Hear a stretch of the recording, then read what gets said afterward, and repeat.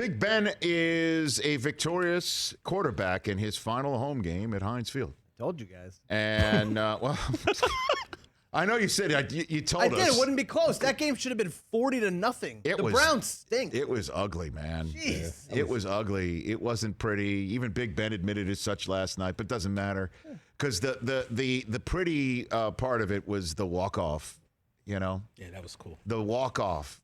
Because he told us, and I guess I'm using the royal we since I was the one who talked to him, but for Westwood won, but we replayed it on this show yesterday. You speak for all of us. Thank you very much. Yeah. He did say that he was going to disappear when he's done. Mm-hmm. And that shot of him walking down the tunnel, holding his wife's hand, and then one hand of one of his three kids who were then holding the hands of everybody else in the like 5 Roethlisbergers walking down the tunnel. That was dope. That shot of them walking away from the camera down the tunnel together as a family, just the 5 of them, no cameras following them, no members of the staff, just being left alone to have that moment together. That was kind of a that's all folks shot right there.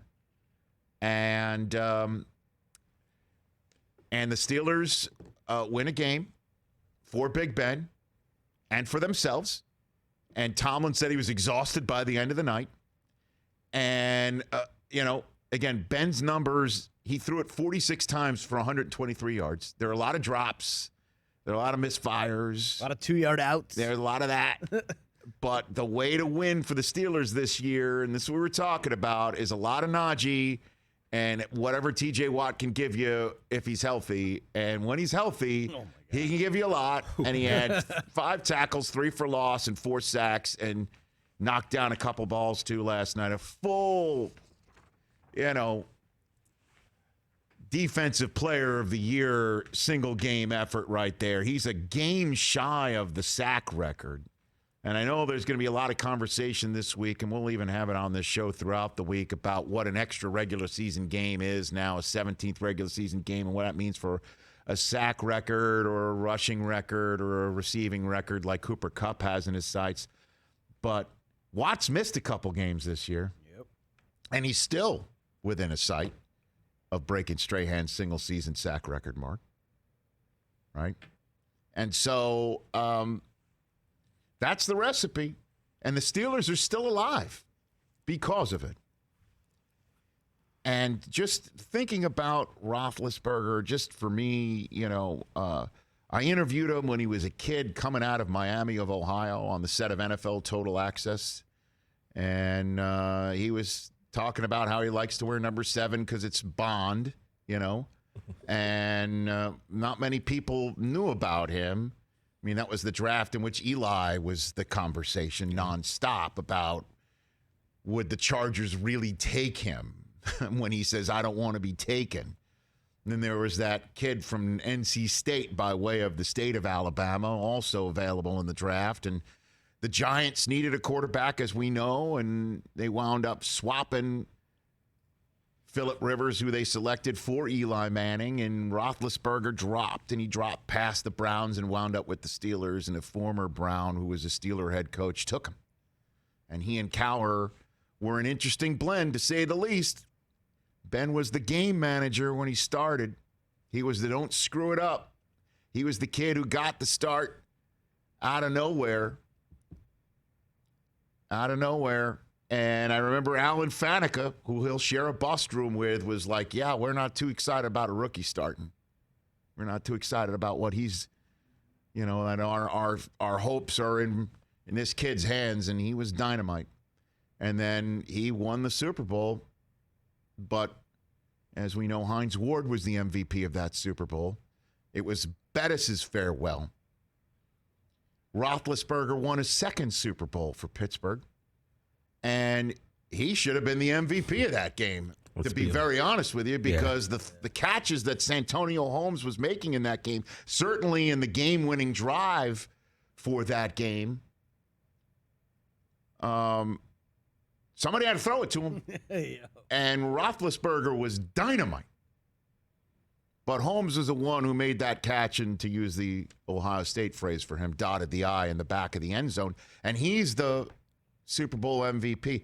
So you could really make the case that last night was Big Ben's moment about him, for him, and I know there's a lot of people who can't forget all of his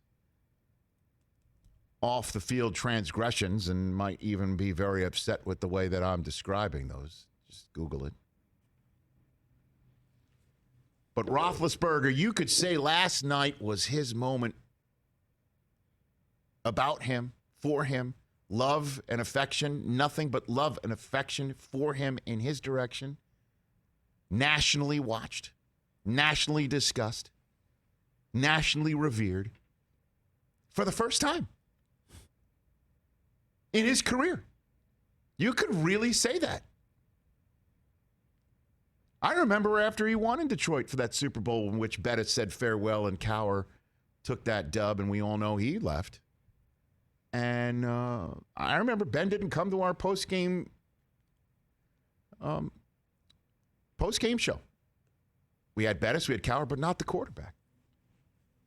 And by the way, that was 3 years in a row to start NFL Network's coverage of the Super Bowl. We didn't get Brady the first year. We didn't get Brady the second year. We didn't get Ben that year. And we're all like, is it us? Like, was it something like sniffing under our arms? Was like, it something I said? Eli, after beating Brady, the next year was the first. Okay, yeah, because Peyton didn't come the year after that.